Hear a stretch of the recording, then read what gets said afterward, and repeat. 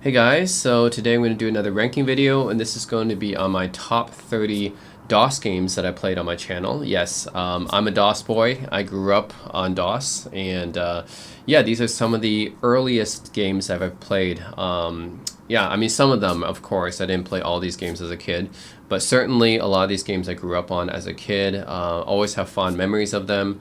And yeah, the only criteria is really that that they were made for DOS. And yeah, I played a lot of DOS games on my channel. So I know DOS is not a very popular platform compared to, say, you know, a Super Nintendo or PlayStation or something.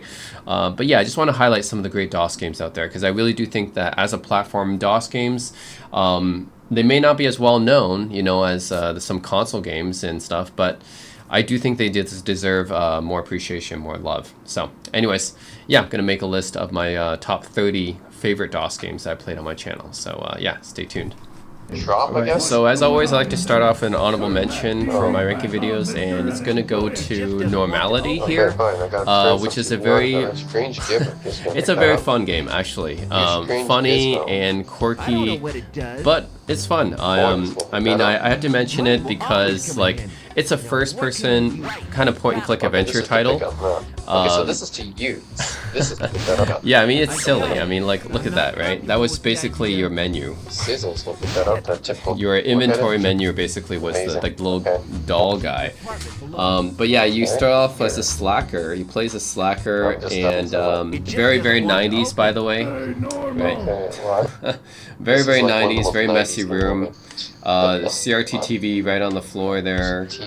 Like, very dirty fridge.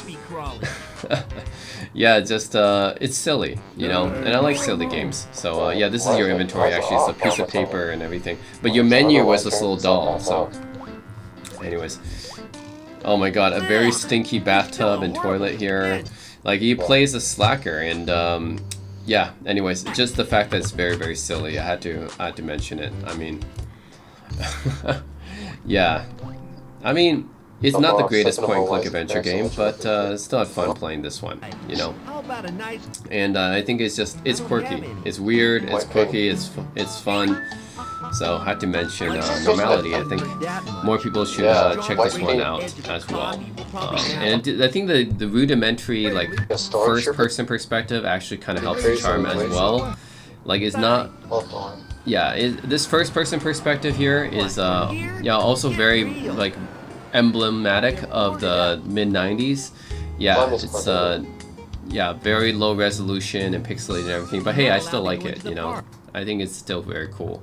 So anyways, overall I enjoyed playing Normality. I think it's a quirky, funny, weird game, and I like that. So anyways, I had to mention it here. Normality didn't quite make my list, but it's a fun game that more people should check out. Alright, so number 30, I'm going to start off with Callahan's Cross Time Saloon. As the name implies, you start off in a space saloon, so it's like a mix of sci-fi and western at the same time. So it's like a space western, basically. So that's pretty cool as a premise for point-and-click adventure game. And I think this game gets overlooked a lot. It didn't sell very well. Not a lot of people know about it. It's kind of obscure, but it's interesting. I mean, it's unique and it's interesting. So yeah, Callahan's Cross Time Saloon. I think it's going to be my pick for number 30 here, just because I think that more people need to know about it. Yeah, you start off, you know, kind of in this space time saloon. You talk to people, like, it's point and click, right? So you gotta, like, yeah, talk to people and ask them about stuff. And overall, it's a fun game. Weird, quirky, and fun. So I really do like the space western setting. I think that's really cool. Despite the friendly overtures, he barely says a word, okay? Yeah, and I think this even has a it has a quiz that you have to like solve basically at the beginning of the game.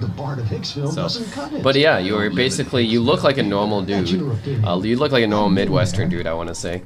Steady. Hey, Jake, what's going on? Yeah, but you meet all sorts of these aliens and robots and everything, because this is set in a sci-fi type of setting, right? So you get to meet all sorts of different kinds of creatures, right?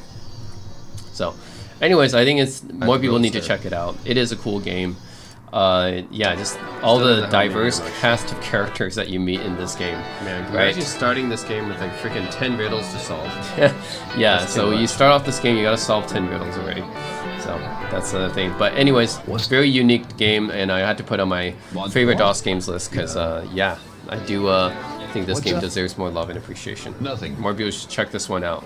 Callahan's Cross Iron Saloon. Pretty late DOS game too, 97. Alright, number 29, Redneck Rampage. Yeah, that's right. One of the big four build engine games. This is probably the only one that's probably not going to get a remaster because of the its political correctness, right? It's politically incorrect, right? Because it's you're playing as this hillbilly or redneck, basically. That's the game implies, Redneck Rampage, right? But hey, it's a pretty unique game, right? Playing as a redneck or a hillbilly, and really, it's a parody, right?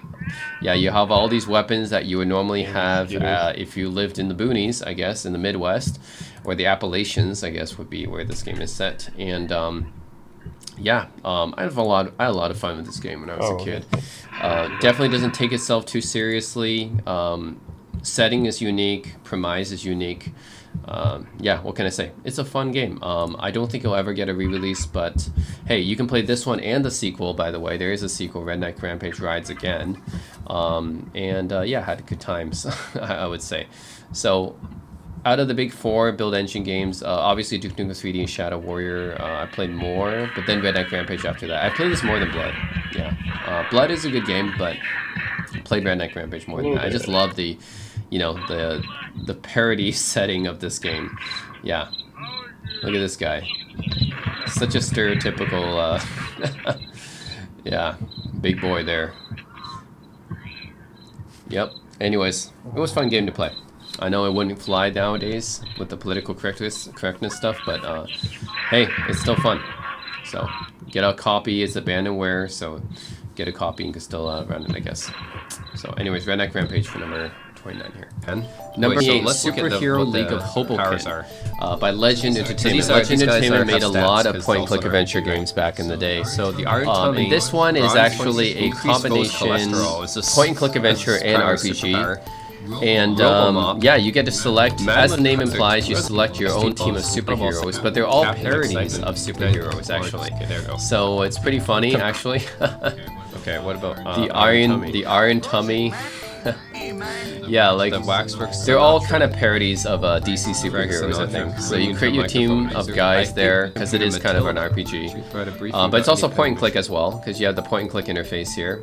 What really gets me about this game is the enemies here. So look at these enemies, okay? These enemies are crazy. You got Donald Trump. You got Tupperware monster here, and you got slime jelly guy. And I mean, you do all the other things you normally do in an RPG, right? You go to buy weapons and stuff, and buy healing. But hey, it's the enemies. I think that the enemy design is so creative in this game. Here's another one: Tupperware monsters. Oh, look at this, two-headed babies. Where is it? Yeah, two-headed babies. There it is, and Donald Trump. And then you got, this one's the best. Robotic Richard Nixon. What are these? Transistor Jowl.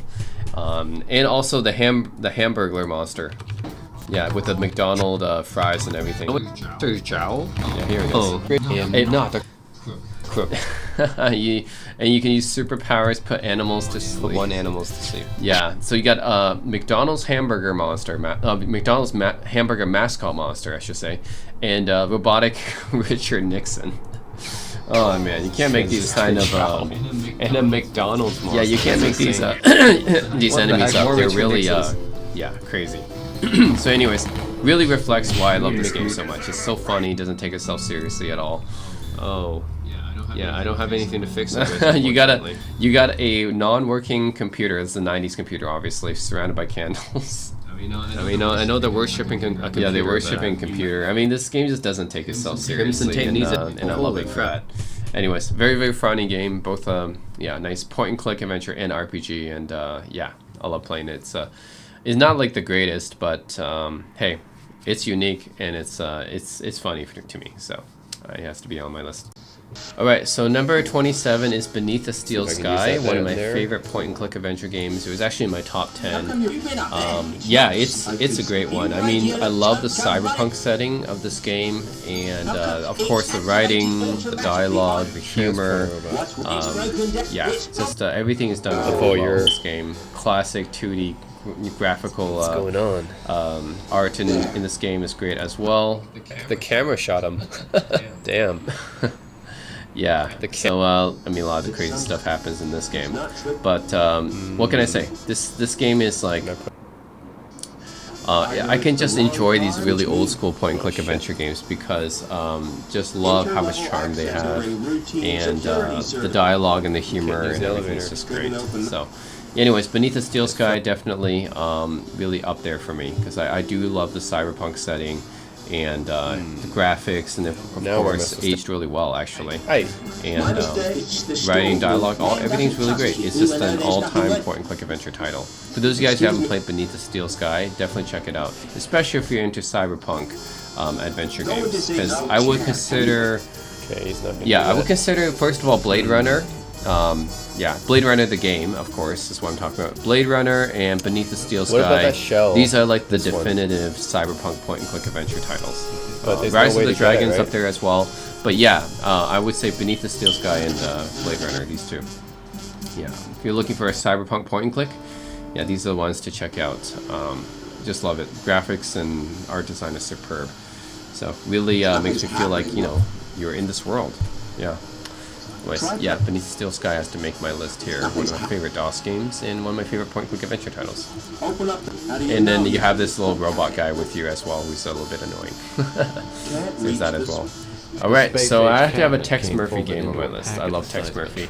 So yeah, number 26 is Tex Murphy 4, which is my personal favorite out of all the Tex Murphy games. Yeah, the Pandora Directive. So Tex Murphy is a series where you basically play this investigator guy, but he's your like down on your luck investigator type, and you see that with other point-and-click adventure titles too quite often, like Damas Loaded, for example. The whole premise of being a down-on-your-luck detective, Discworld Noir as well. This photo was taken at the last. But Tex Murphy is still one of my favorites. Like the first two games were in a 2D style, but then starting from Under a Killing Moon, it switches to a full 3D style, which makes it all more immersive, I think. And yeah, the technology in this game is done, I mean, it's pretty good. I mean, yes, it's a first-person perspective, you can move your character around, but it's also point and click. But you have a lot of full motion video, Is that so? Why? So, yeah, unlike the other games of the era, like usually you have the first-person Myst style games with the full motion video, right?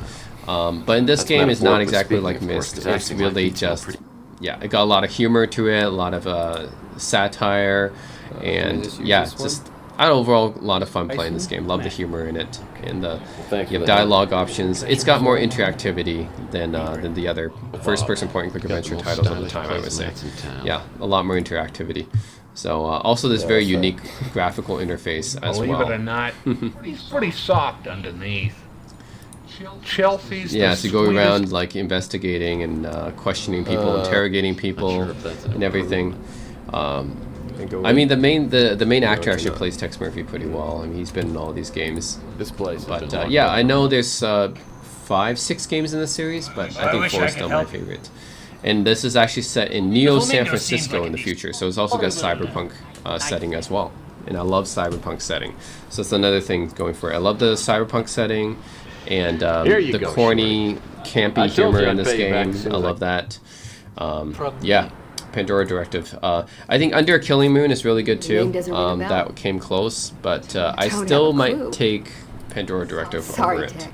So, anyways, that's my pick here for number 26. I gotta have it on all my all-time DOS games list. Love playing this one a lot. Number 25 pick, which is Phantasmagoria. This came out in 1995, and it was written by Roberta Williams, who is the co-founder of Sierra. And Sierra is a company that's known for making a lot of point-and-click adventures. They made Space Quest, King's Quest, Leisure Suit Larry. So they're known for making point-and-clicks, and this is also a point-and-click adventure, except this is done in kind of like a...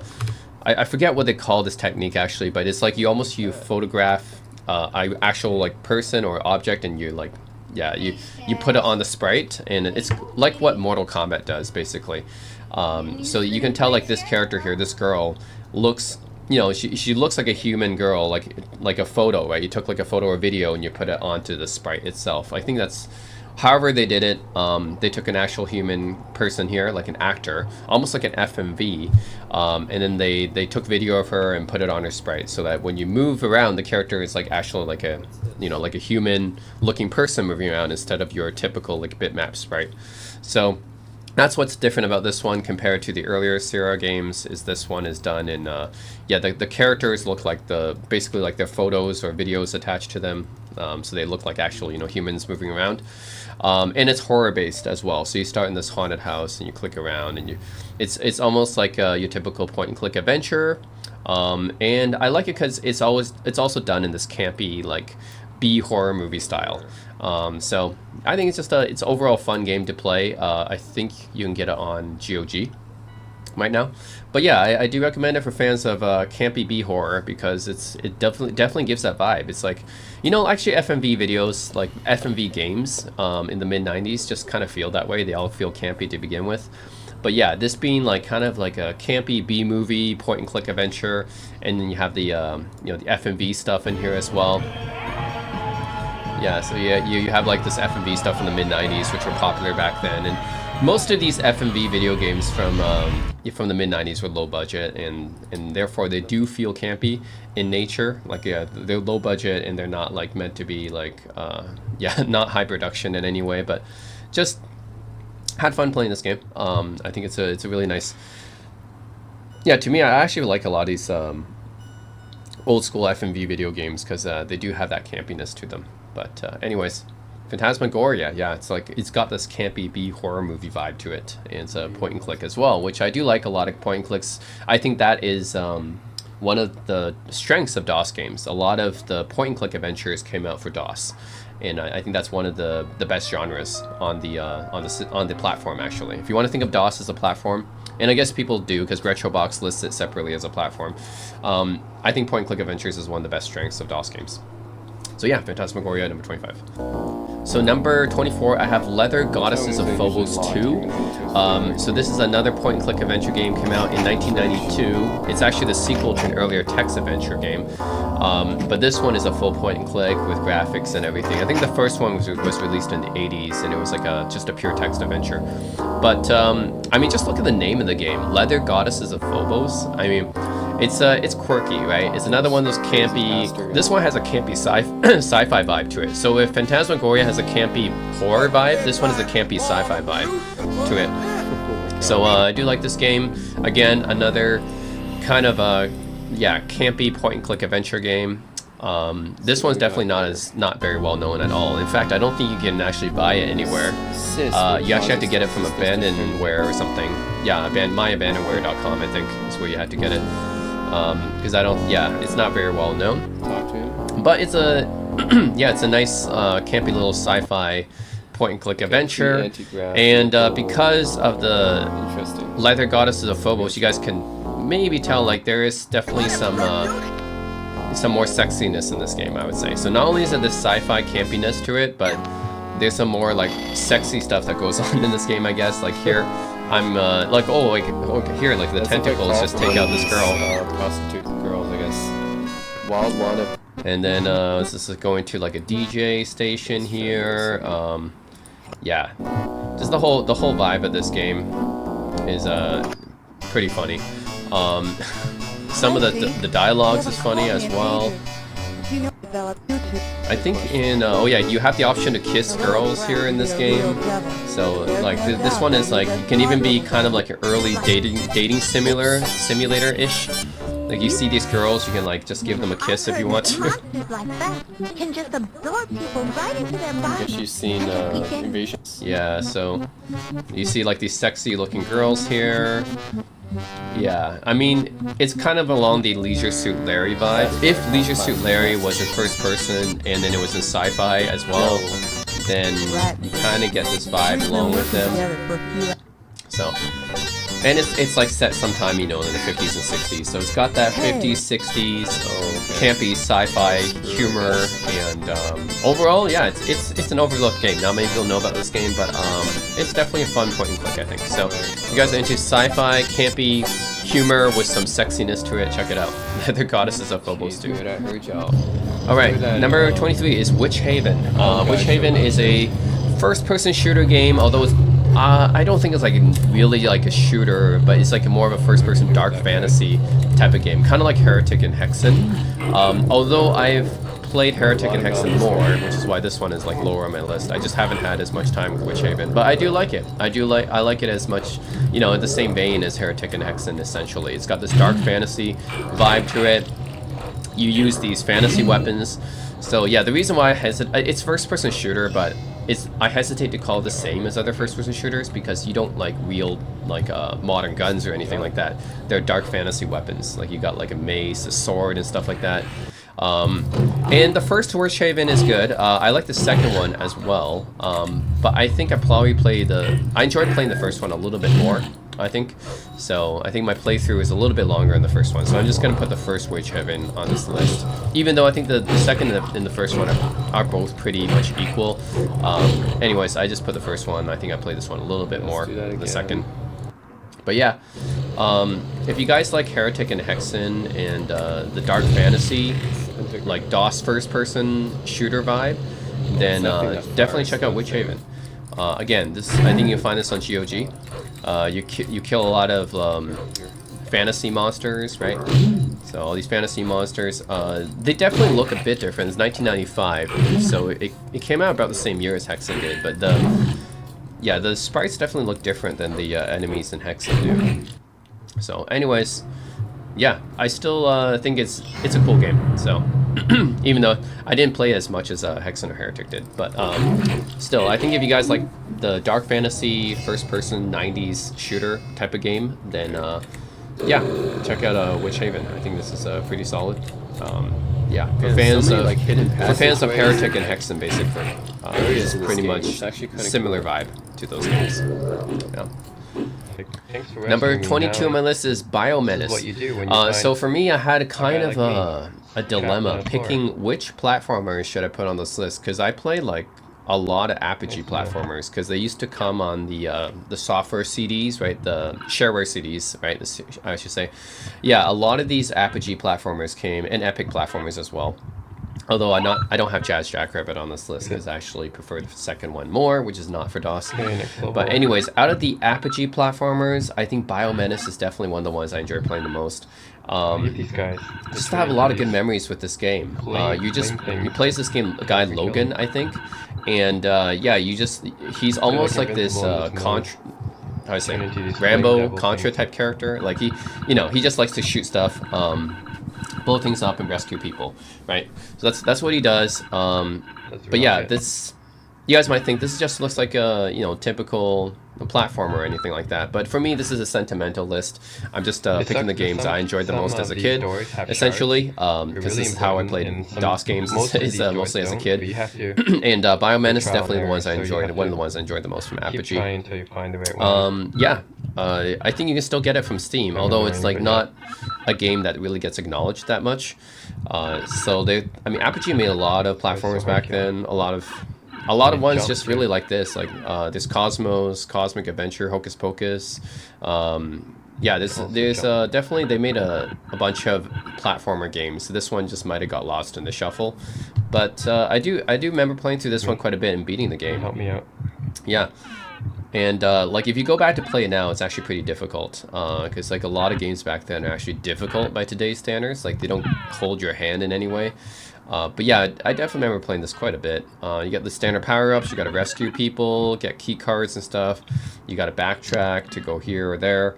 The levels are well designed, I think. They have a good variety of levels here, a good variety of enemies as well. Yeah, some of the enemies definitely look, pretty cool, I think. So, yeah, just for me, this is just a platformer I played a lot back in the day. And yeah, shout out to the other Apogee platformers that I'm not going to mention in this video. Yeah, Hocus Pocus being another one, and Cosmos Cosmic Adventure, Vinyl Goddesses from Mars, Jill of the Jungle, Zargon. Those are some of the other platformers I played that unfortunately didn't make the list, but had to mention them. But Biomenace, really, really good for the time I played in it, I guess. Okay, oh yeah, Jazz Jackrabbit as well. The first Jazz Jackrabbit, of course. Not going to be on this list because I like the second one better, but anyways, number 21 on my list is Monster Bash, another one platformer I didn't mention because it's on this list actually, ahead of Biomenace. And I think the thing about Monster Bash is actually this game got an HD release, so it's somewhat recognized because it got a HD remaster essentially, which I didn't expect, but it did. And I think what makes this game a little bit different and interesting is that you don't just kill all the enemies on the level and go to the exit. You actually have to free all the dogs and cats on the level, which requires you to go to different places on the level. It actually requires you to explore the whole level, and then you have to hit you use a slingshot, so you have to hit the pets and animals, the cages, the locks for the cages. You got to hit those to free them. You got to hit them at a certain angle and stuff like that. So yeah, it forces you to explore the entire level, and then it forces you to like play with angles and stuff like that to get yeah, to free all the dogs and cats. And there's some puzzle elements of this game too, so it's a puzzle platformer as well. There's some sections where you got to do some puzzle stuff. I remember, was it the 4th level or on the first episode? I remember it got stuck a few times, but I remember beating this game as well. I played this quite a bit back in the day. It's got a horror vibe, sure. I mean, it's called Monster Bash, so there's definitely more horror creatures. Although it's not really a horror game. It's like a horror game in the same way Castlevania might be a horror game, but it's not really a horror game, right? It's just like a game that has horror monsters in it. I wouldn't say it's a horror game. Like I don't think people call Castlevania the same thing as Resident Evil. I mean, it's just Castlevania has horror monsters in it. It's not really a horror game. Same thing Monster Bash. It's not really a horror game. It just has horror monsters in it. But yeah, this one just find it pretty unique.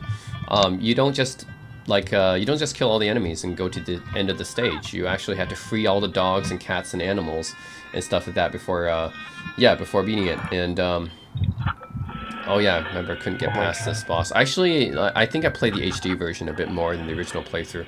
This is my original playthrough of the game, which I did like 10 years ago. I think I did the playthrough of this game. Yeah, 1993 it came out for DOS, and in 2015 I think I actually uploaded this video on my channel. But yeah, I see that dog right there. You gotta hit the little lock on the cage to free him, and then you gotta kill the zombies and stuff. And then once you kill the zombies, the head rolls off, and you gotta kill the head too. Yeah, I remember this one stage where you're actually like shrunken or something like that, or you're inside a big house. You gotta jump on the sofas and kill these little hands that are jumping around while you're jumping on the sofas and stuff. So anyways, it's a fun game, a little bit different than other platformers. That's why it makes it. Alright, so number 20 on my list is Hexen Beyond Heretic, which came out in 1995 for DOS. Actually uses the Doom engine, and I think this is one of the first games to use the Doom engine, because it's by Raven Software, I think, which collaborated with id or something. But yeah, it's a sequel to Heretic, and I like it better than Heretic. That's why Heretic didn't quite make the list, and liked it better than Power Slave as well, and some of the other build engine. Blood, yeah, that's another one. Redneck Rampage. There's a bunch of first-person shooter games that are good, but didn't quite make the list. But Hexen, I think similar to Witch Haven, it has this dark fantasy feel to it. Now I played Hexen a little bit more than Witch Haven because this game just was on more like shareware CDs and stuff back in the day, I think. But yeah, you have like cool looking monsters. Definitely they look different than the Witch Haven monsters. Like the sprites are like more pixelated, I guess. They're just done a little bit differently. I think whatever renderer they used is different than whatever Witch Haven used. But I like the Hexen monster sprites a bit more. Yeah, the weapons are pretty much just similar to Witch Haven. You have the dark fantasy type weapons, so you got like maces, and you got swords, and you got staffs and stuff like that, not just like different than modern pistols. So it's a first-person shooter, but not in the traditional sense of using the modern weapons or anything. But yeah, it's a cool game. Yeah, remember you can choose your class in this game, so it's like a little bit of RPG element inside of it, because you can choose your class. All these like monsters and stuff, pretty cool to see. Yeah, overall, I just remember this being one of the standout first-person shooter games of the era. So 95, like, yeah, after Doom came out, there was a bunch of Wolfenstein 3D clones and Doom clones, and I remember Hexen actually standing out as probably one of the better remembered Doom clones for sure. If not one of the first games to use the Doom engine. That's not Doom. But Actually, Doom, by the way, is not on my list. I know that sounds crazy. I know it's an influential game, but to be honest, there was like so many first-person shooter games I played for DOS, and I feel like because Doom was so popular and stuff, I just, it's just like you set the standard, right? And then I end up playing all these other first-person shooter games that I just found more interesting than Doom, actually. I understand like how popular and influential Doom and Doom 2 are, and those are great games. They're all-time great, but for me, because I play so many first-person shooter games, yeah. Field travel game. I don't know. I just found like Hexen, I liked Hexen a little bit more than Doom in Doom 2. Maybe because of the dark fantasy aesthetic. Maybe I prefer that a bit more than the sci-fi Mars aesthetic that Doom had, or Hell, I guess. Yeah, there was Doom 2, and you got Hell on Earth and stuff. Yeah, I prefer this aesthetic to the Demon aesthetic, maybe. You know, so like instead of levels, they have these ethereal travel to different places, which are cool. You can pretty much think of this as Doom, but with dark fantasy vibes. Intriguing game. Number 19 is another first-person shooter that I have on my list that I liked better than Doom, and that's Ken's Labyrinth. Yeah, I know it's a bit of a interesting pick for me, and also Wolfenstein 3D is not on this list too, by the way. Again, I find these games more interesting. Ken's Labyrinth is very interesting to me. I think it's still one of the most unique first-person shooter games I've played to this day. It was one of the first. This came out in 1993. It was Ken Silverman's prototype build engine. It's not really his build engine. It's kind of like a prototype that went on to become the build engine. But yeah, in this game, you're kind of like, you're trying to find your dog, first of all. And in this episode, I think I already found my dog, but I'm just leading him back. But it's using something similar to the Wolfenstein 3D engine. It's not the Wolfenstein 3D engine, but something similar. So you guys can think of it as similar to Wolfenstein 3D, except the enemies are these robots and spiders and stuff like that. And they're done in a really like campy style, I guess. It's like they're not meant to be taken seriously. It's like they're done in this really colorful style. So yeah. Oh, what happened here? They're done in this really colorful kitty style, and even your dog and everything like that. What I remember about this game is, first of all, the design is very colorful, almost like it's for kids. It's like geared towards kids, but then it's fun to play, like not even like as an adult, it's still fun to play. But it's like all the different colorful palettes and everything. Modern FPS games, you just all the enemies, they just look like really campy. Yeah, like they're. Yeah, like this spider here, it doesn't look scary, right? Oh my god. It doesn't look scary, he's not trying to be serious. But at the same time, you know, like it's interesting how they did the design of this game. You have 4 different weapons, all of them are kind of weird. Like here I'm shooting this little like jello blob at the enemies. And then whenever you shoot, whenever you fire, so the old 90s I think it's like a maze, whoever's behind it, I think maybe Ken Silverman himself. Obviously, this game was done with just a small team of people, but somebody's saying "boo, boo, boo" every time you shoot this thing, and it's just funny. It's funny to me. Like whenever you shoot this little jello thing at the enemies, there's like a boo sound, and then you get an invisibility cloak. I remember this game being probably the first-person shooter game I played that has vending machines, like interactable elements. This was like 3 years before Duke Nukem 3D, right? Duke Nukem 3D had the interactive elements too, but this had like interactive vending machines, interactive water fountains. Like it had all this stuff, like all the interaction of the environment. But 3 years before Duke Nukem 3D. This is one of the first, if not the first-person shooter game I've seen. Like I can drink water out of this fountain and it's interactive. Like this is the first-person shooter game I played that had this stuff. It's 1993. Pretty ahead of its time actually when it comes to the interaction. And yeah, just the colorful enemies and everything, the design elements, really just kind of unique first-person shooter game. I really haven't really played any other first-person shooter game like it. And this was one of the first. This was 93. I still haven't played another game like it. So yeah, just the interesting looking enemies and everything like that. It's like, yeah, it's very campy looking. It's like a campy first-person shooter. Big map. Anyways, Ken's Labyrinth. Okay, so number 18 on my list is Ultima Underworld 2: Labyrinth of Worlds, the second game in the Ultima Underworld spin-off series, released in '93. Yeah, it's like a first-person dungeon crawler RPG. I feel like I'm just barging into And the people's thing rooms is, there's a lot of these first-person dungeon crawler RPGs released for DOS, and I found it hard to choose them for my list because I had to like narrow it down to a few that can put on this list, right? Red potion. Okay, It was hard. I mean, man, there's definitely entries from a bunch of the different series that I liked, like yeah, for example, Might and Magic. Okay, Might and Magic. There's a lot of pretty good Might and Magic games I played, room is this but I couldn't find one that could be just put on this list because you know, it's only 25 games. So Might and Magic has some pretty good games. None of them really made the list, unfortunately. Realms of Arcania. I think all three of the Realms of Arcania games are pretty good. None of them made the list. Put one of these things Lands down. of Lore. The first one I think is the one I like the most, but that didn't make the list either. Ravenloft. I think the two Ravenloft games are pretty good. Yeah, they didn't make the list. Eye the Beholder. All three of the Eye the Beholder games I had good time with. None of them made the list. Dungeon Master. The first Dungeon Master game was kind of a pioneer of first-person dungeon crawler RPGs. Second one was pretty good too, but Okay, where do I go? yeah, I had to pick just a few, right? So I went with Ultima Underworld 2, and this one is considered a pretty good one. What is this? Unlike some of the other first-person RPGs I mentioned, oh yeah, Wizardry as well. That's another okay. series, Wizardry. That had a couple of games that were pretty nice If too. I really need But that, I guess I'll eat the unlike apple. those other series, Yum, you yum, don't the apple create tasted multiple pretty good. characters in your party. For this one, you're just Not the this ale, one actually, I can character. drink the ale. So for quite that, I here. feel like Here at the castle. you lose some Bernie of and the Boots. Is this really Benny you lose and some of Boots? Is the that cool I'm playing interactions Bruno because Boots? you don't have a party per se like in those Bruno games, and but at the Boots. same time, it's a little bit less clunky as a result. So I feel look like at that those other beautiful- games oh my like Might and God, I have Magic, to taste some Wizardry, steak. etc. I'll give you Like some. in Dungeon Master, like in Eye the Beholder, you have multiple characters You're in your too party, full. but No, I'm too full. because of that, you Look at have all to this manage all of delicious them. fresh And it's, food, dude. Look the at that. old school interface Way is better really than the kind of stuff I was eating in clunky the dungeon. because you gotta like press the different arrows, and then each Remember, person I has was to eating attack like and turn and year stuff like old that. like chicken So all leg those and were, like it makes it kind of molten, like, clunky, even though rotten cheese adding in the characters dungeon and floor. customizing Oh my them, God, it's putting way them all better in than your that. party to mix and match, fresh different stuff from the types of castle. characters is Oh my cool. God, this is a dungeon, right? That's nice. It's cool to manage your own party and definitely gives it more of an RPG flavor.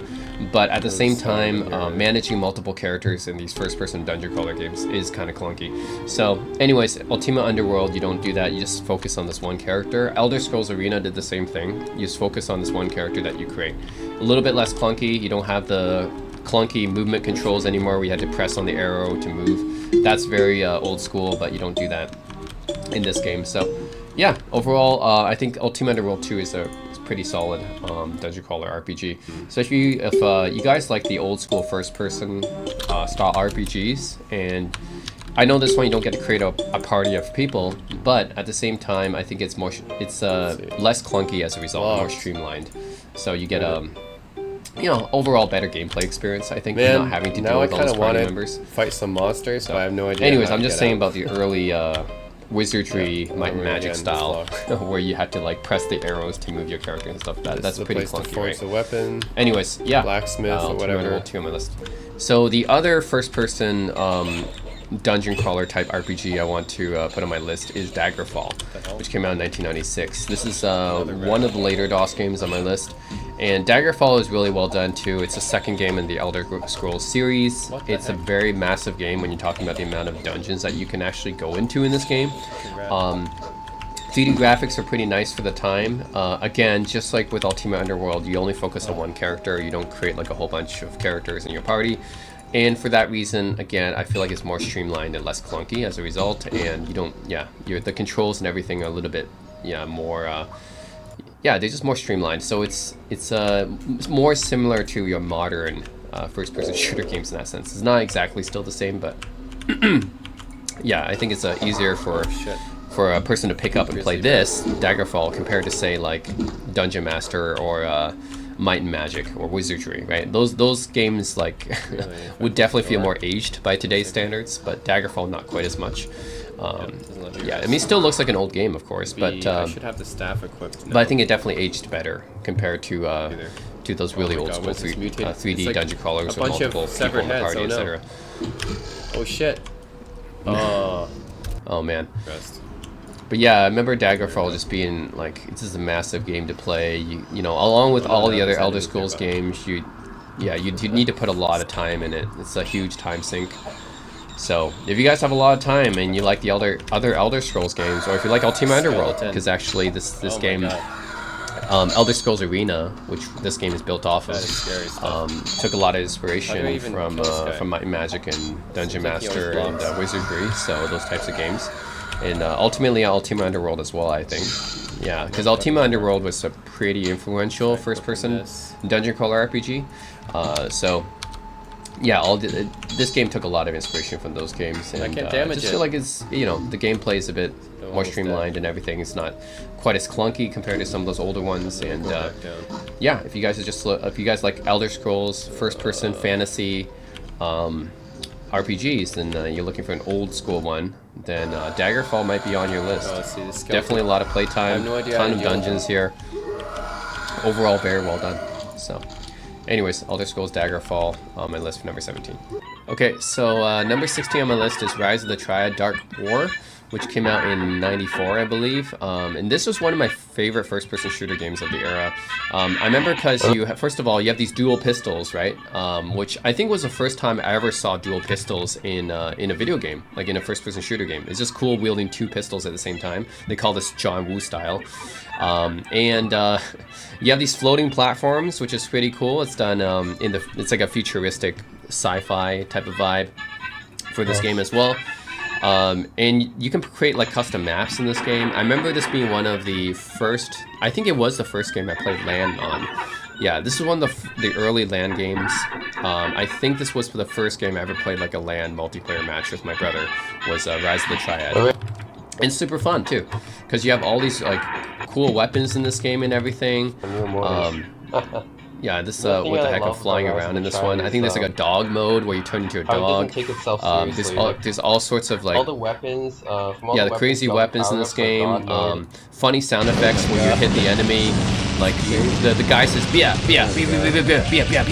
whenever you hit him, right? It's hilarious, right? They make these like crazy funny sound effects. Yeah, this game just doesn't take itself seriously, and that makes it really fun to play, actually. So, anyways, I really do like this game. You have these, this is a firebomb weapon, I believe. You fire it, and then a whole bunch of, like, it goes into, like, a T-shape or whatever that explodes. You have these other weapons that I think, drunken missiles, I think, is another weapon. You have, like, they call it drunken missiles, because the missiles just go everywhere, right? Unexpectedly. So, a lot of really cool weapons in this game. Yeah, there's a rocket launcher. And this weapon here. What does this weapon do? Yeah, this might be the drunken missiles. Anyways, they just go everywhere. Really fun game. You can play LAN multiplayer, custom maps and everything. Sound effects are funny. Overall, I think this is using a heavily modified Wolfenstein 3D engine. I might be wrong, but I think it's a heavily modified Wolfenstein 3D engine for this game, which is impressive because with all they did with this game. So, anyways, very fun to play. So, Rise of Triad. Yeah, number 16. Okay, so number 15 on my list, and I really debated putting this one on my list because it's really such a sentimental pick, but Highway Hunter. This is a really obscure game. It's a shooter game released in '94. And this was the very first video game I ever played. Yes, that's right. I think I was 8 years old when I played this game, so this was like the first video game I played with, and I played it with my brother, actually. I remember I would be controlling the car, and my brother would be, my brother was just like 2 years old, I think, at the time. He would just be pressing the space bar to fire. So me and my brother go way back when it comes to video games. He was just 2 years old, and I was 8 years old. I remember playing this game. I was sitting at the keyboard. He was just pressing the space bar. That was all he was doing. And man, I really I know this game pretty well because it's the first video game I ever played. I remember spending a lot of time on it. I know it doesn't sing anything special. Like, it's not anything special. It's just your typical shooter game, vertical shooter game. But actually, I think it is a little bit different compared to most shooter games. First of all, you're not flying a plane. A lot of shooter games, you're flying some kind of plane or a spacecraft, right? In this game, you're a car. You just upgrade your car, and it's similar to the upgrades you would get, you know, in a space shooter. But anyways, you're on a road. That's different. And cool music. I really do like the music in this game. Whoever is the nameless composer in the DOS games did a really good job. Because really cool music. A lot of these DOS games have really nice music. I don't know who the composer is. They are lost to time because these DOS games are already obscure enough to begin with. Nobody knows the programmers or anything. But yeah, like I guess they would be considered indie games by today's standards. A lot of these DOS games, but I think it's done really well. Love the music. Gameplay is nice, and this is just the first video game I ever played, so sentimentally it had to be on my list. You know, it may not be the greatest. You guys might be thinking, what's so special about this game? But to me, I really liked it. Yeah, I still like didn't mind going back to play this game on the channel because it's just a throwback. Seriously, it's a huge throwback to me to play this game. So anyways, Highway Hunter at number 15, just kind of a sentimental pick.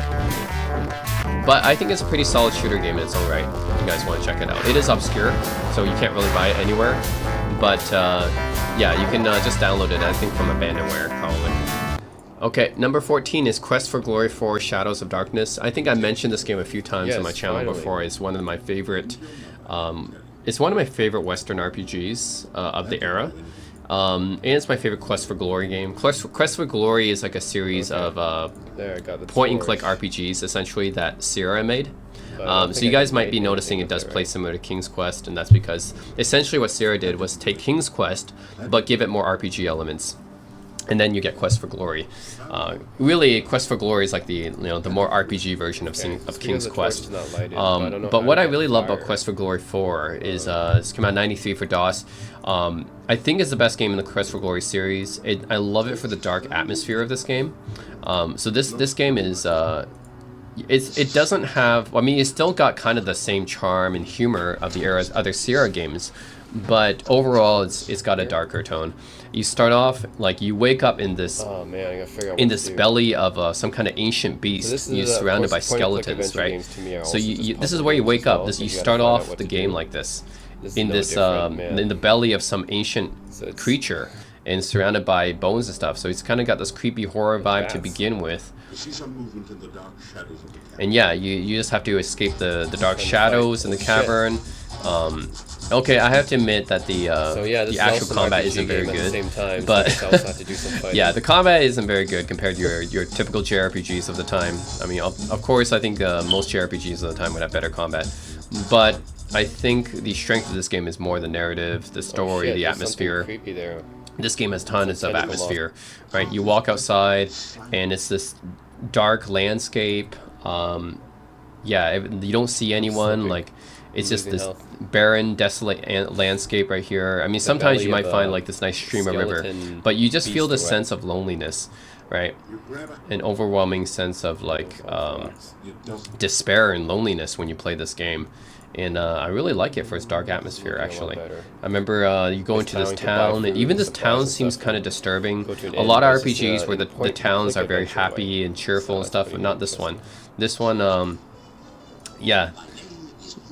All the people in the towns are uptight and everything, and it's even the towns just like there's a lot of creepy stuff. It just feels disturbing, right? And like I think this sequence, like I really got creeped out. Look at this head from this strange tentacle creature. It's like you got Lovecraftian vibes from this game too.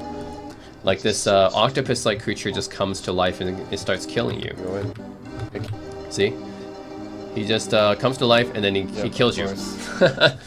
It's crazy. So yeah, I really like the dark atmosphere of this game. I think that's what it makes it really endearing, is it's just so atmospheric and the vibes and everything.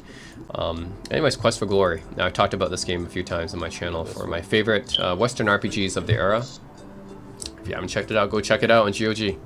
And yeah, if you like the Sierra point-and-click adventures like King's Quest, and this is like not too different from that. Just adds in more RPG aspects like the combat and stuff. Okay, number 13 is another obscure DOS game. Is Traffic Department 2192, which was released in '94. So the gameplay itself is not that special. It's more like your typical shooter game where you go around the city, you try to destroy these other crafts. You're actually on this like hovercraft thing. You destroy other hovercrafts, and then sometimes you try to protect stuff. So you do like escort missions and stuff.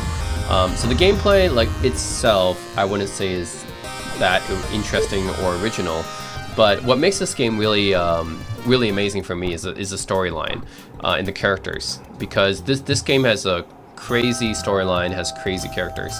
So you play as Lieutenant Velasquez, this woman right here. She's like completely unlike any other female protagonist I played. The Lieutenant Velasquez, what I really like her, she has so much spunk. Like she's basically like a biatch with a capital B. Like she's got so much spunk, and just the way she talks to people, she doesn't give a shit about anyone else.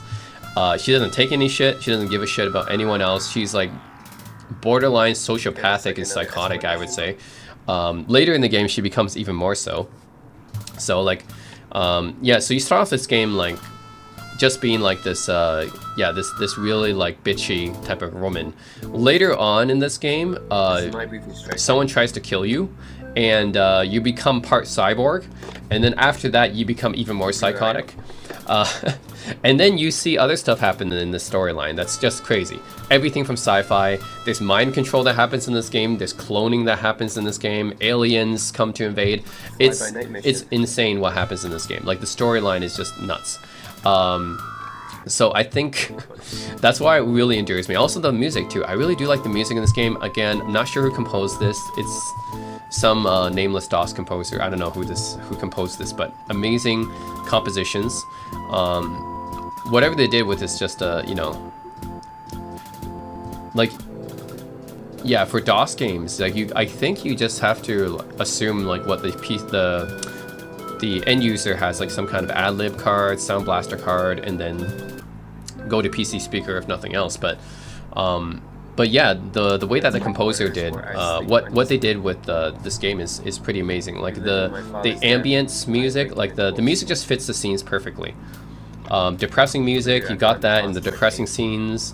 You got high energetic music in the combat fights and the battles, and then that military theme when you go to the Lieutenant Wollstonecraft or whatever, the military headquarters of the Vultures. Like, yeah, the music is just so wonderfully composed for a DOS game. It's one of my favorite DOS soundtracks. Like, look at this dialogue. Hello, sweetie pie. Who the hell are you? Why, your wet dream, sugar tits. How about getting me a hot cup of coffee? You like it black? Black is night gorgeous. And then watch what happens. 3 hours later, and then watch what happens to him. He gets beat up. There you go. Meet Officer Velasquez 3 hours, less than usual for Velasquez. Yeah, so I mean, the character that you play as he has so much attitude and so much spunk. Yeah. Oh man, I never really met any other protagonist like her. Yeah, she's one of those protagonists where you wonder if she's actually a protagonist, because she's just like she gets psychotic later, especially later on in the game. She becomes like just borderline like a psychopath. And then, yeah, a bunch of other sci-fi stuff happened in this game, like cloning and mind control and everything, betrayal. It's one hell of a story. So I don't play this like for the gameplay per se, even though the gameplay's fine. I don't think there's any issue with the gameplay.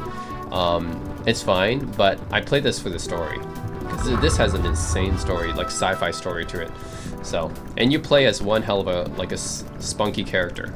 Like Lieutenant Velasquez is like probably, I don't know, probably the sauciest woman I've ever played as a protagonist. And this is 94, right? Not many female protagonists in video games at that time. Yeah, this was before Lara Croft, right? Man, she's got attitude. Attitude with capital A. So, yeah, I just love the story in this game is just crazy. Anyways, all that is to say, Traffic Department 2192. It's obscure. You can't really buy it anywhere. You just have to download it from Abandonware, but worth it. Because, man, the story is just nuts. But highly worth checking out. And also the amazing music, too, like I said. Alright, so number 12 was One Must Fall 2097. This is probably my favorite fighting game for DOS. Not that there's a lot to choose from. I mean, DOS is not really the platform for fighting games. PC is not really the platform for fighting games. That's more of an arcade and console thing. So PCs didn't really get that many great fighting games back then, but One Must Fall 2097 is probably the best one. You get to fight with these mechs, basically. You get a selection of different mech robots, and a secret one. There's a selection of 10, but there's actually 11 because there's a secret one, which is one you don't see on here. I think it's called Nova. But yeah, the robots are all distinctive and unique, pretty decent movesets and everything. Of course, it's nothing compared to some of the stuff you find on consoles for fighting games, but still, as far as what we got on PC here, this is one of the best fighting games that we got, right? And the music is really good. I think a lot of people even did some covers of the opening theme. Anyways, good music and distinctive robots and mechs that you fight with. And overall, it's a very enjoyable game to play. This is probably my favorite fighting game for PC back in the day. I think the last boss is Nova, actually. Jaguar. Yeah, so Jaguar. I think the last one might be Nova. I don't know if I even got that far in this playthrough, but the last one is this crazy boss called Nova, which is this guy, I think. Is a mech normally. Oh yeah, and he didn't even want to fight me in this one. He's like, I'm not impressed with your pathetic fighting skills. Come back when you've learned to fight. He won't even fight me. But choose higher difficulty. You have to choose a higher difficulty level to challenge Major Krasaki. Oh, okay, what the? Yeah. But yeah, anyways, it's got a great soundtrack. The mechs and robots that you play with are pretty cool. Yeah, overall mechanics are okay. So I think this is probably the best fighting game for DOS. So One Must Fall 2097, I have good memories playing this a lot back in the day because there wasn't much when it came to fighting games, and this was probably a standout when it comes to fighting games for DOS back in the day. And then you have this little reporter giving a breakdown of what happened there after each fight. Okay, number 11 on my list is Prince of Persia, the OG Prince of Persia, which I think came out, was it for Apple or Amiga or something? It did not come out for DOS originally, but this is the DOS port, which happened in 1990, and this is the version I grew up with as a kid. Actually, even my parents played this game. That's how old it is. Yeah, I do have memories playing this game. This is one of the first games I played. It's not the first, that was Highway Hunter, but it is one of the first games I played.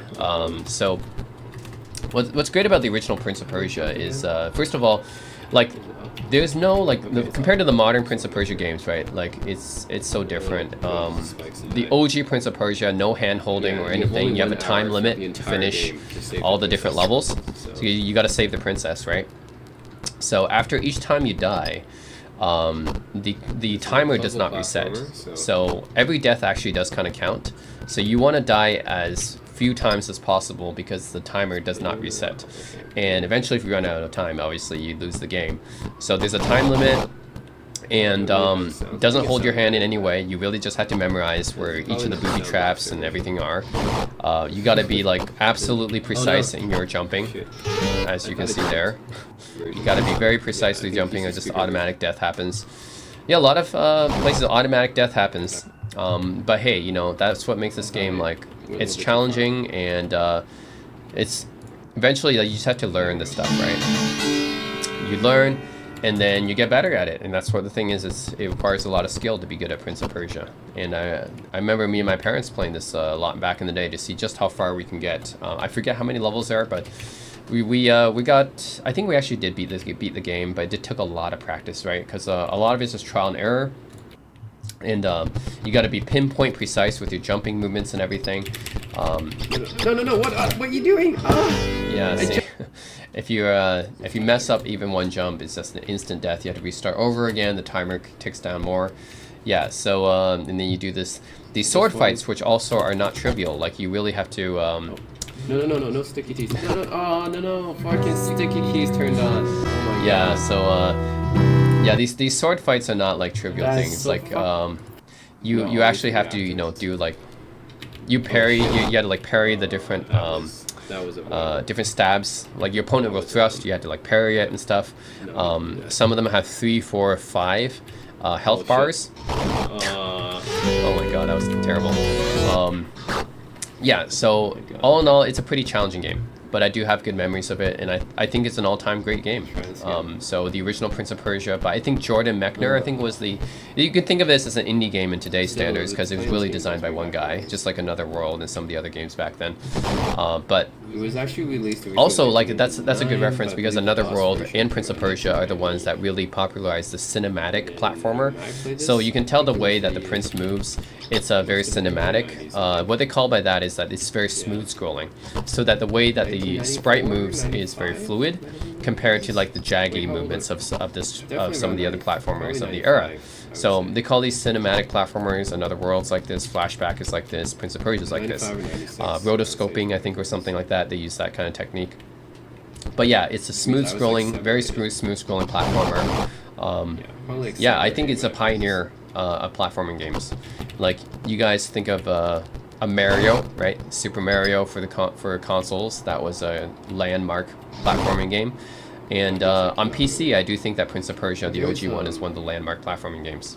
Like, it's just, yeah, it really set a lot of the standards for platforming games on PC, I think. So, anyways, I had to mention it. It was a great game. The OG one is still like one that takes a lot of skill and patience to go back to this day. Highly recommend it though. But if you play the OG one, I think the DOS version is probably not the best one. Personally, I like the graphics and color palette of the TurboGrafx CD version the best. And there's a lot of other good versions too, but I think I preferred the TurboGrafx CD version because the more expanded color palette. The DOS version doesn't really have that many colors. That's the thing. It doesn't really pop out. It's very dreary looking and dull looking. Alright, so speaking of influential platformers, we have to go to Commander Keen. Number 10 is Commander Keen 4, Secret of the Oracle, which was released in '91. So Commander Keen is a pretty influential platformer for DOS because... So what John Carmack did, and yes, id Software and John Carmack is the one that developed the Commander Keen series way before they made, well, not way before, but before they made Wolfenstein 3D and Doom and Quake, they made Commander Keen, which really influenced the platformer genre for PCs, because before Commander Keen was released, PCs didn't really have smooth scrolling platformers. Like, we just didn't. We didn't have the PCs didn't have the hardware to do something like Mario. So here comes along John Carmack, and he used a technique called raycasting or something like that. He used some sort of technique to get this, to get a smooth scrolling platformer possible on DOS and PC. And hence you have Commander Keen, which was probably one of the first, if not the first, smooth scrolling platformer on PC. So very influential in terms of being a platformer for DOS. And I do remember playing this one, Commander Keen 4. Why is it called 4? It's not technically the fourth game in the series. It's actually, like, I would say the second. But the reason why it's called 4 is because back then, DOS games, like, when they release, like, they would usually go with a shareware type of distribution. And with shareware, usually the first episode is released as a demo for free. And yeah, because of the shareware like model back then. And the first Commander Keen game, Invasion of the Vortigaunts, that first episode was released as shareware for free. And then the second and third episode, you had to like mail in some money or something like that to get the rest. And that's how like shareware works back in the day. You had to like do a mail order to get the rest of the games on floppy disk. So yeah, Commander Keen 2 and 3 are not really the second and third game in the series. They're just the second and third episodes of the series. This is technically the second game in the series, like coming from an engine, you know, it's different than the first game. So the first, second, and third Commander Keen games are all the same game, essentially just different episodes. This is actually the second game in the series, but they call it Commander Keen 4 because I guess they want to go with the episode naming thing. Even though engine-wise, it's actually the second game because it's distinct and it's unique from the first three. So, anyways, what I'm trying to say is that, yeah, this is basically the first game in the second Commander Keen game series, which is 4, 5, and 6. And the graphics and engine are just different from the first three games, which are the first three episodes of the first game. Anyways, I played this a lot back in the day because it was the fourth episode, which is Commander Keen 4, was released for shareware, and I remember playing this quite a bit. And again, this is one of those old school one of the old school platformer games where you die pretty much in one hit. So there's no health bar here. There's no hand holding. You just die in one hit. If you make a mistake, then you gotta start all the way back. That's just how old school games are. But yeah, I played this quite a bit back in the day, so I do have to mention it. I love playing Commander Keen. I feel like it requires a lot of skill now if you want to play it, because it's not like something like these days, right? You get so much like hand holding in games, you get health bars and stuff, but no, you really got to know which way to go. You got to avoid the enemies. You got to like, you know, do some precise platforming and stuff. Otherwise, you just die, right? And if you die pretty easily in this game, you got to restart the whole level if that's the case. So combination of the puzzle platforming stuff and all the different areas that you can go to in this game, yeah, and the graphics are you know, it's a different engine, so the graphics are just better than the first 3 Commander Keen games. By the way, I don't know how to count King Dreams, because King Dreams is something a little bit different. It's, I think, a bit of a mix of this engine, the Commander Keen 4 engine with the Commander Keen 1 engine. It's kind of like a, yeah, it's like an in-between engine is what King Dreams uses. But, and King Dreams is just a different game mechanics-wise, because you throw these power pellets and stuff instead of shooting the gun. But this is more of a classic Commander Keen gameplay where you actually have a gun to shoot and the pogo stick and everything, which you do not have in King Dreams. So, anyways, this is my pick for my favorite Commander Keen game. I just have the most memories with it. 4, 5, and 6 are pretty much all the same engine. It's just that with 4 it's shareware, and so it's free. The 5th game you had to register and pay for. The 6th game was released as a standalone game that you had to pay another separate fee for. So that's the interesting thing. 4 and 5 are bundled. Like if you buy the game for 4, you also like you get 5 as another episode. But then 6, which technically is the same engine as this game, is another game that you had to buy like separately. So I don't know, whatever business decisions went on there, but anyways, Commander Keen is like the first proper platformer, I would say, for DOS, and Duke Nukem 1 probably came out around the same time, I think. But I think Commander Keen came out even before. The first Commander Keen came out even before Duke Nukem 1 did. So, anyways, yeah, this is the game I remember back in the day playing a lot. So Commander Keen 4 makes my list just for influence and sentimental value. Both apply in this case. Okay, number 9 on my list is Raptor Call the Shadows. Came out in '94. This is a vertical shoot 'em up. And you might be wondering what's so great about this one. Again, it's another sentimental pick. I played this a lot back in the day. Just it's a nice shoot 'em up. What can I say? I didn't have like access to an arcade. I didn't have access to a console back in the day. Like this is what I had. And again, through shareware, right? Because you can play the first episode free in a lot of shareware games. What I like about this one is the fact that you can upgrade your plane through just buying these different upgrades here. So after each mission, you accumulate points, and then you can upgrade into, you can buy quite a few things here, like a death ray, pulse cannon, minigun, auto track, micro missile, dumbfire. Some of them, it's not just like weapons you cycle through, but some of them are permanently on your plane, so they're always equipped. So it's pretty cool just having some of these upgrades. Plasma cannon, phase shield, air to ground missile. Yeah, there's some that are selectable, and then some are just always equipped, like this plasma cannon. It's just an extra thing that's always fireable. And yeah, you have to get enough money from doing different stages, of course, and killing enemies. So I like the fact that you can buy all these different things before you start off each stage. And yeah, the music. I think Raptor Call the Shadows is, again, one of the best DOS soundtracks I've ever heard, along with Traffic Department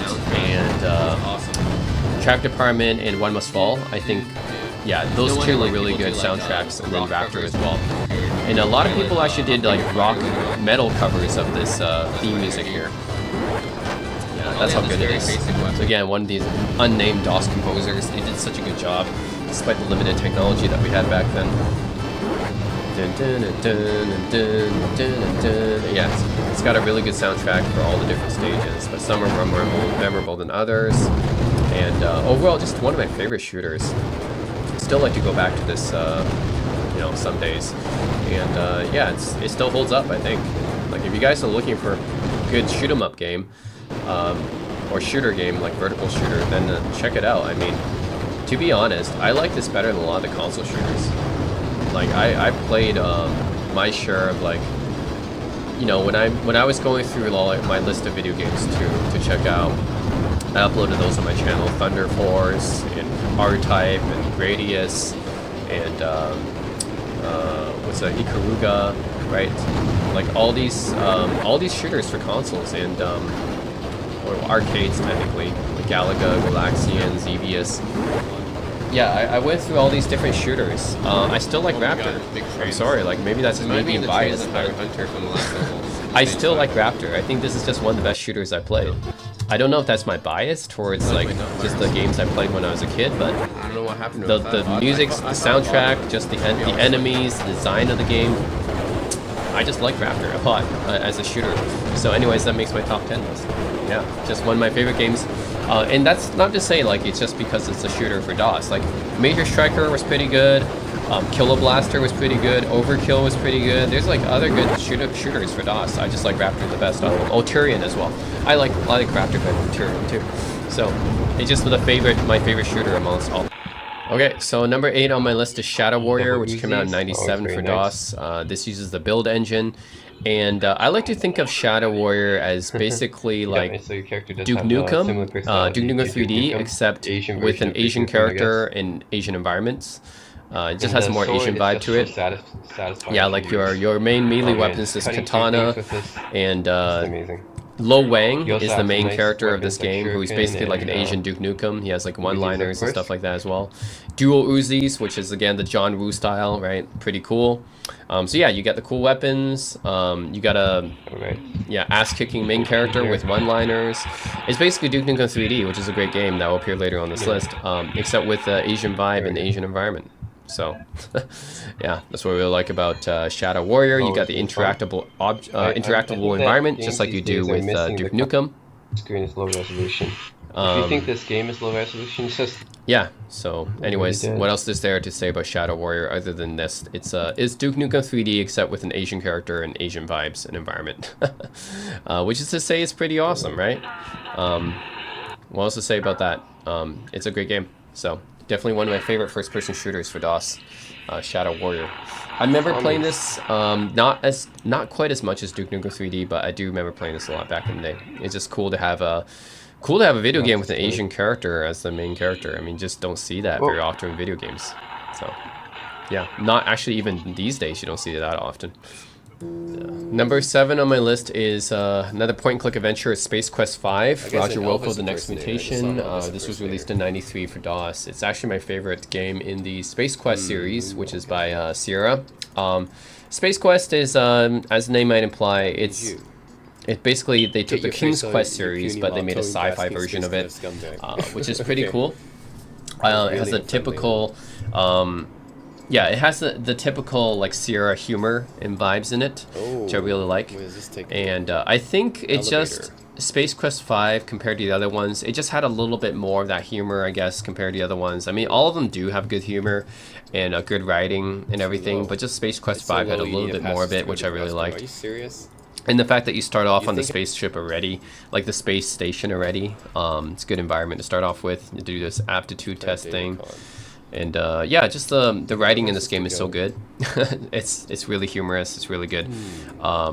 Roger Wilco, right? He's your like standard. Yeah, the guy here doesn't like he just stumbles onto the situations, and the game makes fun of him a lot. Yeah, overall, if you guys are interested in point-and-click adventures, Space Quest V is really up there, and. You know, it's hard to choose point-and-clicks for DOS because there's so many of them. Like Maniac Mansion, I thought about that one. Day of the Tentacle was a really good one as well. You know, Secret of Monkey Island, right? Those are all really good point-and-clicks. Beneath the Steel Sky, like these are all really good point-and-click adventures. So I really had a tough time narrowing it down, but I think Space Quest V is definitely one of my favorite point-and-clicks. So sci-fi environment plus great writing, great humor. Yeah, overall, just what else is there? If you guys like point-and-click adventures, then definitely check it out. Space Quest V. Yeah, it's just my personal pick. You know, other people might like other Space Quest games the most, but to me, just my personal pick is Space Quest V. Yeah, in the series. And other people might like King's Quest as good. I don't have King's Quest on my list because I just prefer the sci-fi environment a little bit more. But nothing against King's Quest, of course. If you look down at my Alright, interface, so you have number 6 on my list is 3 Catacomb fireballs Abyss, in a row. That fires which 3 is a fireballs in a row, and then first-person you have, shooter game one that released fires in fireballs in all 1992 for directions, DOS. all 4 Actually, it's directions. this sequel to So another those are the game other called attacks, but, just this game really Catacomb, set I the standard think. for Catacomb first-person 3D, yeah. shooters. It has So this game was basics, developed it by id has, Software. It's the nice it's one of their 3D view, pre-Wolfenstein isometric 3D view, games. and then So got what's different really attacks, amazing you have about your id status, Software your and John health bar, Carmack you have and a John radar Romero on and the that screen, team is that which, they developed id several Software very will later important use. like DOS So titles id Software is in a row. really the So they great developed innovator Commander of the Keen, first-person genre they developed because they Catacomb made games Abyss, like they Wolfenstein developed 3D Wolfenstein 3D, and, they developed Catacomb Doom. Abyss It was this and progression of just, later and Quake Doom. after that. There's just a progression yeah. of more and more, You need- I need all to agree with you like for I that. think very influential titles. And Yeah, this game not people is don't kinda know like about this Pan's game as Labyrinth much in because that- when they think of first-person Oh, shooter man. games, probably they think of Destroyed Doom and those messages, Wolfenstein. yes. So Kinda like Catacomb Pan's came out Labyrinth in that before it's a Wolfenstein, maze, and it it's came out, yeah, a like gem, 91 was gem. Catacomb 3D, and this was released There's 92, 5 gems same in year one. as Wolfenstein actually. But I actually like it better than Wolfenstein. I like it better than Doom. The reason is just because the atmosphere Can I go in this here? game, like this That's game is a past horror this. atmosphere, and it really is Okay. horror. Like for me, This is I would get second scared level, in this game interesting because there's because no you're in a music, dungeon, you're in a and cave. no I music believe one actually of the makes last ones things you're actually in more the gates of hell. scary. I Ironically, don't know to like advance to the next you level. have these zombies that pop out of the ground, You have to, and there's destroy no these- music, so you have no destroy idea certain when they're walls. approaching you or anything like that. Look You for just certain patterns, see the destroy screen certain flashing walls to red all of a advance to the sudden, next and you level, turn which- around and there's a zombie that's Oh, that's man. right behind you, Black right? Like Devil. that's the stuff that will happen in this game. There's no music or sound, or actually there's sound. Sorry, there's sound, but not no sound of the enemies approaching you. No music or anything like See, that. like So that no one, that music one makes it pattern. really like creepy Had to find that because it's pattern. eerily silent. And Oh my God. yeah, you just have these guys that pop out of the ground to attack you and everything. You have later on in That's the the one game. that This is just the fires multiple first shots few at levels once. of the game, and I beat this this game essentially because Catacomb Abyss is the first game in a trilogy. So this is one of those shareware Yeah, these things guys where just the pop out of first nowhere and game start attacking in you. the series is free because of shareware. So need a yeah, red Catacomb key to Abyss get was there. free because this is shareware. the The mausoleum Catacomb grounds. Armageddon and Catacomb Apocalypse you had to pay for. But yeah, I did beat this game. And all the levels and monsters were really cool. There you have some that just really creepy. You have skeletons that pop out of the walls. Like you go up to the wall, and at first there's like a skeleton there, and you think it's not moving and it's okay, and then later on they might actually just come out of the wall to attack you. Giant eyeballs. You have these giant eyeballs. Some levels in the game have the giant eyeballs that like teleport and stuff. Really, really scary. And then you have these deep sea monsters that pop out of the ground. You got trolls and demons later on in the game. Just really cool monsters. And as a kid, when I was playing this, I genuinely got scared when I was playing this game. I think this game and Diablo 1 were like the scariest games I played as a kid. Genuinely scary. Like you would, and you have your face right here, just like you will in, just like you later have in Doom, right? Remember, yeah. Doom guy, later on, his face becomes more and more bloody as you take damage. Well, this guy, I don't know what's his name, but you see that here as well. And id Software had this all done in 91, like 2 years before Doom. You see like progressive damage, and the guy will get more and more, bloody on his face when he takes damage. You see all that in Catacomb Abyss already. You had to get keys, and it shows you how many keys that you get. So it's really a labyrinth because a lot of these, this game especially, even more than Wolfenstein, you have to really know the way around because it's a lot of mazes stuff going on. So you really got to like discover secret passages and stuff. A lot of it's discovering secret passages and yeah, trying to find the right key cards, going back and forth, trying to see what you missed and everything. There's kind of a radar in this game, but it's not the same thing as a mini-map, so there's a lot of back and forth. So it does take a lot of patience to play this game. But and you don't have that many special weapons. You only have like this little spells, right? The spell where you fire three of the zaps at a time, and then you have a spell where you fire it around you. That's really it. You don't get too many weapons. But just the atmosphere, the enemies in this game, yeah, like the fact that this was made in like 92, so which is basically based on Catacomb 3D, a 91 game. So they made this really early first-person shooter game, and yeah, I still enjoy it to this day, actually. It's just, yeah, it's still like, I still prefer it over a lot of other first-person shooters. It's just the atmosphere and everything. Just, I felt like id Software did such a good job with this one, even though it's such an early first-person shooter, but I still love it. So I'm actually surprised that no one has seemed to like come out with any kind of remake or anything of this game, even though it's, I mean, yeah, it's kind of obscure, but I mean, it's software game, right? So, like, there's got to be people other than me that's played this game, right? So it shouldn't be as obscure as Traffic Department, or Highway Hunter. Those are really obscure games. But yeah, I'm surprised there hasn't been like a HD remastered version of this game or remake. I would have definitely, I would have. Right. They made a Monster Bash HD and a Crystal Caves HD before they made the HD version of this game.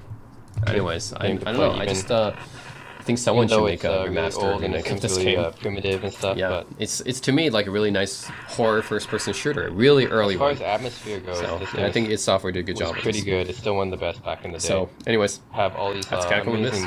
Okay, coming on the heels of Catacomb Abyss is another first-person shooter game I really love to play. So number 5 is Blake Stone, Aliens of Gold, and yeah, this is like really. I mean, to most people, this will just be like a Wolfenstein 3D clone. Oh my god, so many actions. So this uses the Wolfenstein 3D engine.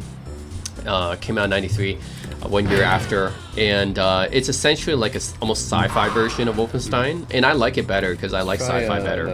I just like the monsters and stuff, the weapons better.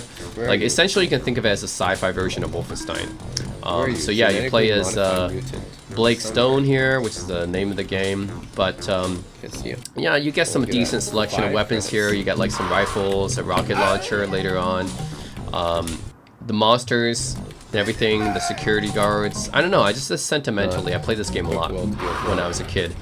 I love the sound effects in this game. They're really hilarious and funny. I even did an entire video making fun of the sound effects. Like the monsters would be like, ugh, and the guys will say like, Mayday, Mayday, I'm hit, they'll say like something crazy like that, or oh, like some crazy like sound effects like that. And yeah, or they'd be like, oh, like some crazy sound effect, and me and my brother would just be like, we'd be laughing our asses off because the sound effects are so funny. Haynes, yeah, that's what that monster makes. The sound effects are hilarious in this game. That is the best one. Dr. Goldfire, I think, is the I knew it. main enemy. But again, there's another one of those where it's like, okay, the first episode in the game is free, but Planet Strike was not free. I didn't. I only got to play the sequel, Planet Strike, later on. But essentially, Planet Strike's like the same engine and everything. It's just it wasn't free like shareware like this game was. But yeah, Aliens Gold. I had so much fun playing this game. I'm already at 6 health. Music, kind of memorable. It's not, it's not one of the best DOS soundtracks, but it's still memorable. I like the music. Monsters, love the monsters. I love the sound effects that everyone makes. There's some interactivity as well, because you can go up to the vending machines and dispense food tokens and everything and get health from them.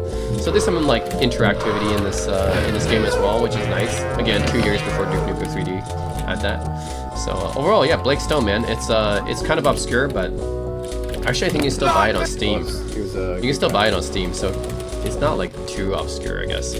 Because it's available on Steam. So anyways, yeah, Blake Stone, Aliens of Gold. I really do like this game. One of my favorite first-person shooters for DOS. And just one of my favorite DOS games in general. That's why it's my top 5. Alright, so number 4 on my list is Dark Sun Shattered Lands, which is an RPG released in 1993 for DOS. And this is probably my favorite RPG on the system for sentimental reasons. Like, I played this a lot back as a kid.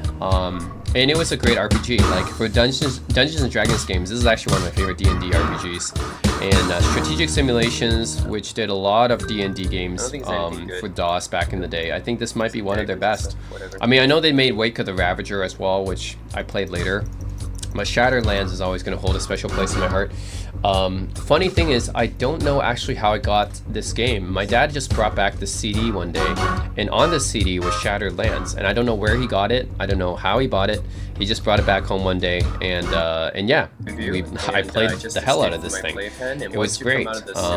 Yeah, I don't know how my dad even found that game. But Dark Sun Shattered Lands is great. You can create your own characters, of course, although I always started with the pre-generated ones because they seem to be stronger for some reason. And yeah, the world and everything, just yeah, it's a pretty big world. You can go to many different areas because you can learn spells as you level up. At the beginning of the game, you have to escape from the slave pen because you're like the slave and everything. You have to get people to escape. But there's many ways of doing this game actually, because there's depending on your dialogue choices and everything, depends how you escape. Once you escape out of there, right, then you can help people. Like for this, yeah, some of these guys are like betraying each other and stuff. You don't know who they actually are, and yeah, different dialogue in this game. There's this whole underworld thing. Betrayed by this whole underworld area as well. There's these obelisks that were basically like fast travel, that you let you fast travel between different cities and stuff. So you gotta find the obelisk gems and put them in the obelisk, and then you can fast travel. But yeah, I beat this game entirely, and yeah, it was like, I'd say good like 40 hours maybe to beat this game. 30-40 hours. It's not like really long, but at the same time, it's an RPG. It's not short, right? So yeah, there's definitely a lot of areas to explore in this game. The combat might be a bit, you know, outdated by today's standard, but it's done in kind of a tactical turn-based style where you kind of move them around. You take your turn, and then yeah, it's kind of like a tactical turn-based style. So yeah, I think the combat's fine. It's not great, but it's fine. That's that defiler and different, a lot of different kinds of creatures and everything. A lot of different quests and storylines in this game. Yeah, helping people out and everything. I think this is one spider cave that you go to. You got to help out the spiders or something like that. So yeah, like this game's great. It's still a good RPG to go back to nowadays, but I think this is one of the best Dungeons & Dragons games from back in the day. One of the best RPGs. I like this a lot better than the Gold Box games. The Strategic Simulation is known for the Gold Box and the Silver Box games, but I like Dark Sun better than any of those. So anyways, just probably one of my favorite RPGs for DOS, and that's why it's got to be on this list. Sentimental value, I played this a lot when I was a kid too. There's some guys. Yeah, just had a great time with it. A lot of different storylines, a lot of great interesting things that happen, and cool monsters too. So I remember I even created some of the monsters on cardboard because they're so cool. Okay, number 3 on my list is Leisure Suit Larry 6, Shape Up or Slip Out. Is my favorite Leisure Suit Larry game. It's a series of point-and-click adventure games by Sierra that it focuses more on the, let's say, the erotic escapades of Leisure Suit Larry here, who, it's done in a very comedic style. It doesn't take itself seriously. It's very campy. The humor is the best part of these games, and I played, not every Leisure Suit Larry game, but I played a lot of them. This one's my favorite. I think 7 is pretty good too, but I like 6 a lot. Yeah, 1993. Yeah, I think that this one just had the overall best combination of environment and humor and everything. And besides the, like, you gotta get this pink, you know, menu aesthetic out of your mind, because I don't like the pink menu and aesthetic, but besides that, everything about this game is really, yeah, it's fun to play. It's just a good game to go to relax to.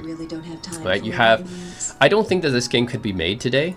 Honestly, like, you have a lot of things in this game that would be considered, like, in the whole Leisure Suit Larry series, actually, you have, yeah, the dialogue and the humor. It was okay in the 90s, but it wouldn't be okay today because it would be considered like insensitive or sexist or something, which is too bad, because the humor and the narrator in this game is hilarious. I love the narrator and I love the humor that they have in this game. There's a lot of just funny things happen. I think I put this number 1 in my favorite point-and-click adventure games because, yeah, this is my favorite point-and-click adventure game for DOS. And I remember once he opens this door, right? It's like, why do they even have a door there that's leading out to the water? Like, why? Yeah, like, they just randomly have this door for this aquarium, and you can open it, and you just die from it, because it's just holding the water in, but why even have the door in the first place, right? It's just this absurdist humor that happens. Yeah, and this one is because I didn't wear a swimsuit and I went in the water and I drowned. Like, just crazy funny stuff happens. You meet like women in this game, which is what you do when you're Leisure Suit Larry. You say some very cringy lines, and anyways, just the humor, the responses and everything, and what everyone says. The environment doesn't take itself seriously. I mean, look at this, right? Obviously, it doesn't take itself very seriously. Yeah, this is just the type of game I would go back to relax with, right? Okay. The ultimate cozy game. Like, it really just, the comedic humor in this game and everything doesn't take itself seriously. Just a game I can just go to relax with. I want to cool off, make myself laugh after a long day of work or something stressful, you know. yeah, overall, I think for all those reasons, this is my favorite point-and-click adventure. It's just like, yeah, it's like the equivalent of a really nice comfort food. You know, I always go back to playing this game if I want to relax and just make myself laugh. So, Leisure Suit Larry 6, I think, is a great one. Okay, number 2 is Duke Nukem 3D. This is also one of my favorite first-person shooters from the day.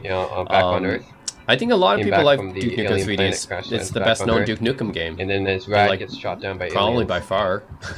It's the best known Duke Nukem game, and oh man, it got remastered with the Duke Nukem 25th anniversary World Tour, I think. Oh yeah. And was it 20 or 30th anniversary World Tour actually? Yeah, 30th anniversary World Tour. This came out in 1996. This uses the Ken Silverman's build engine. It's probably the most famous build engine game. Blood and Redneck Rampage and Shadow Warrior also use them as well. But this is like the most famous build engine game. And yeah, a lot of people have good memories of Duke Nukem 3D, and I do as well. I played this a lot as a kid. There's a shareware demo for it. Created by Ken Silverman. The whole personality of Duke Nukem really started with this game. I mean, Duke Nukem 1 and 2, which I played as well, he didn't quite have his personality yet. It was just like these 2D platformers, which are good. I mean, Duke Nukem 1 and 2 are good games. They're good platformer games, but Duke didn't get his personality until 3D. And really, it's the personality that really set it like different than a game like Doom or Quake or something like that. Doom or Quake, you're playing as these like, or even like these other first-person shooter games like Witch Haven or Hexen and Heretic. Yeah, even these other games, like these protagonists, because they never talk, so, you know, they don't really have too much of a personality. But Duke Nukem, because he has these one-liners and quips and stuff, yeah, it really gives him more of a personality. It makes him feel more human and alive, you know. Toilet. And that you add the fact that this is just a great game overall. The enemies, makes it really, really memorable. the shooting, the combat, the weapons, the level design, the fact that you can interact with a lot of the objects. And Duke Nukem always, like, he has these one-liners and quips and stuff. Overall, just a master class, right, in how you make a great first-person shooter game. Yeah, it's just done really well. It's by 3D Realms, which is the successor to Apogee. Yeah, so what can I say? It's one of the most famous first-person shooter games for DOS, and for good reason. I think Doom, Quake, and Duke Nukem 3D are probably the most well-known first-person shooter games for DOS. And yeah, I like Duke Nukem 3D the best out of those three, honestly. Just because, yeah, the interaction, the character just has like a lot of personality. The weapons don't even take itself seriously. Like there's a pipe bomb, right? I think there's a shrink ray and a freeze ray as well. Yeah, just overall, just love it. Everything, the humor and the environment and yeah, enemies, just a really well done game. So yeah, I think this could have been my #1 spot, but I have a very sentimental pick for my number one that most people probably would not guess. So anyways, this #2 on my list, and I think most people probably know this game for DOS. Like out of all the DOS games that people know, this is one of the most famous. I don't think anyone would guess what my #1 game for DOS is, so just stay tuned for that one. I think I'd be surprised if anyone who knows what my #1 game will be. Like, yeah, here I'm just in a strip club, you know? Just this stuff you don't normally see in other first-person shooter games, and I think that's part of why it makes Duke Nukem 3D, so endearing to people. I highly recommend you check it out. Yeah, I think the fact that it's not politically correct also makes it pretty endearing. It's very 90s in that way. You can even give the money to strippers. That's pretty funny. Yeah, I don't think that Duke Nukem as a character would actually exist these days. I don't think you can make a new Duke Nukem game, actually, because it's just the character just seems very outdated by today's standards, and would probably be subject to a lot of criticism, actually, in today's world. It's a very 90s character. Okay, so you guys might be surprised what my #1 game is. It's Laro. You can change that.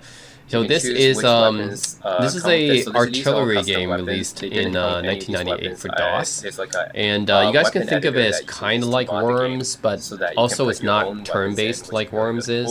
Yeah, you guys might be wondering, what the heck is this game, right? Maybe you guys have never heard of Laro, because yeah, to me, this is the game I actually played the most back in the day, because I had countless hours of fun with my brother playing this game. So it seems simple on the outside, right? It's just like It's this kind of a shooter artillery game where it's essentially for multiplayer. Like, you can play a single player, but it's not that fun because the CPU is not that good, and often kills himself. But if you play with against someone else, then it gets really fun. So I often play this against my brother. Yes. And I had a lot of fun playing this. So yeah, as you can tell, like, you're basically like these true worms, and it's kind of like Worms in that sense, but also not, because it's real time. It's not turn based, so you don't like take turns to fire weapons and stuff. And what makes this game really great is the amount of customization you can do in this game. Because back in the day, this game is one of the games you can really mod a lot back in the day. And this was a 1998 game. Yeah, 98 game, and there's so many mods out for it. There's like weapon mods, there's level mods and stuff like that. You can build your own custom maps, and a lot of people created their own custom maps and stuff. You can also like create your own custom weapons for this game as well. So me and my brother would just load up these custom maps, load up these custom weapons, and we would just have hours and hours of fun playing this game. And a lot of these weapons are just nuts, right? Because you can customize it so much. So we would just create the craziest weapons, and you can customize it by like having a weapon from one set and then a weapon from another set. So you can like combine different mods together essentially. So it's like if you like a weapon from one mod and you like a weapon from another mod, then you can kind of combine them together. So you just put them in like this one directory and you load all of them. So yeah, it's just really fun. We ended up having like the most craziest weapons, and I think a lot of them actually crashed the game. I think me and my brother would laugh at that. We were like, this weapon is so powerful, it crashed the game. And yeah, it was so fun playing this back in the day with my brother, and I have good memories, so many good memories, hours and hours of fun playing this with him. So yeah, my number one pick is essentially a very sentimental one, because I played this so much back in the day with my brother. So it's just had so much fun. I mean, it's not so much fun if you just play single player, because it's like, you know, the CPU isn't very good. But multiplayer, it's really fun. You just have like, yeah, these custom weapons and stuff you can get modded. You download them. I don't know if they still exist, but back in the day we just download all these different weapons. We try them out to see what they do, and there'll be all these crazy weapons and stuff. So yeah, man, this is a fun game to play. So anyways, it doesn't look too special or interesting now from a 2025 perspective, but back in this was 98. I think I played this the most back in like maybe 1999, 2000, 2001, around that era. Yeah, probably around 2000, 2001 is the era I played this in. Back in that era, man, this was fun. Yeah, I was in middle school, or yeah, junior high, I guess you could say. Had a lot of fun playing this with my brother. So many crazy weapons, and okay, and then a weapon I believe will crash the game for sure. I think I was trying to crash the game with this weapon. Alright guys, 1, 2, 3. Yeah, oh my god, even in this video I decided to crash the game. This is like one of those weapons that would just crash the game. Thanks for watching. And me and my brother purposely looked for the weapons like no, this weapon's too powerful, it crashes the game. It's like the game can't handle it, you know? Anyways, that's my number one pick for my favorite DOS game. It's just a very sentimental pick, Laro. That most people probably have not heard of. It is freeware too. You didn't have to pay for this game. This was free. Anyways, that's it, guys. I think you can find a modern successor to this game. I think we played Open Laro X, which was a kind of a more modernized successor. But there's a few other Laro clones out there. I think this game was popular enough to have its own clones, so it wasn't like super obscure, but I would say definitely not as well known as Duke Nukem 3D, that's for sure. Anyways, that's my top 25 favorite DOS games of all time list. That's my personal ranking. Let me know what you guys think in the comment section below, and as always, thanks for watching.